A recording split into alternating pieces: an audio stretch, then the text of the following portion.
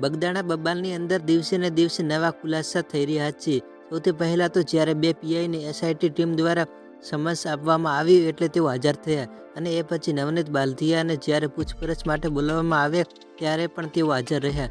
પણ આ બધાની વચ્ચે કોળી સમાજના તમામ આગેવાનોની એક જ માંગ હતી કે હવે આ કેસની અંદર જયરાજ આહિર છે તેમને પૂછપરછ માટે બોલાવવામાં આવે. અને બન્યું પણ એવું, જ્યારે એસઆઈટીની ટીમે સમન્સ મોકલ્યું જયરાજ આહિરને અને તે હાજર પણ થયા.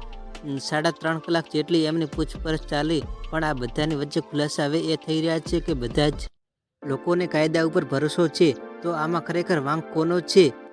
તો મિત્રો, બગદાણાની બબાલ શરૂ થઈ, નવનીત બાલદિયાને માર મારવામાં આવ્યો અને એ પછી આખી ઘટના સામે આવી.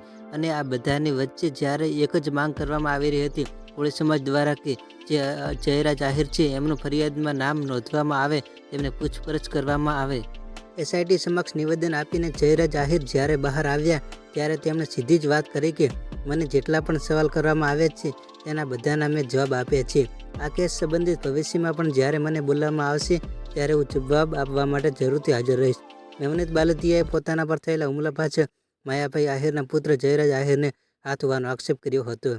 બે દિવસ પહેલા એસઆઈટી સમક્ષ નિવેદન આપવા આવેલા બાલદિયાએ હુમલા કેસને લઈને એસઆઈટીને 15 પુરાવા પણ આપ્યા હતા, તેવો પણ તેમણે દાવો કરેલો છે. નવનીત બાલદિયાએ એવું કહ્યું કે અમને ન્યાય નહીં મળે તો આગામી સમયમાં અમારા સમાજનું સંમેલન પણ બોલાવીશું. એ પણ જોયું હતું કે 1 ફેબ્રુઆરીના રોજ કોળી સમાજનું સંમેલન તેમનું યોજવામાં આવ્યું હતું.